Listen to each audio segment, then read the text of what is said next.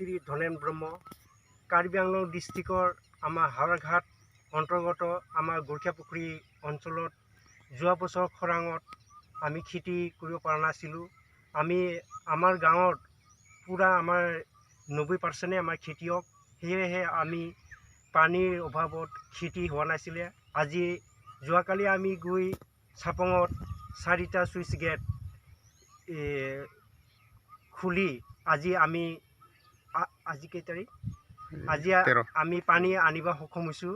আৰু এতিয়া আমাৰ গৰখীয়াপুখুৰীৰ ৰাইজে আমাৰ এই কঠীয়া পেলাবৰ কাৰণে আজি মানে যো-জা কৰিছে আৰু আনন্দিত হৈছে পানী অহাৰ কাৰণে। সেয়েহে মই আহ্বান কৰোঁ যে আমাৰ চৰকাৰে যেন কিবা এটা সহায় কৰে আৰু কেনেল যেন দিয়ে, পক্কা কৰিব লাগে, সেইটোকে মই অনুৰোধ জনালোঁ। 1.5-2 কিলোমিটাৰ মানে গাঁৱলীয়া টকা উঠাই পেলাই আমি কেনেল বনালোঁ। সেয়ে যেন চৰকাৰে যেন নালাটো বনাই দিয়ে, পকীকৰণ কৰি দিয়ে, ইয়ে চৰকাৰৰ ওচৰত আমাৰ আহ্বান থাকিলে।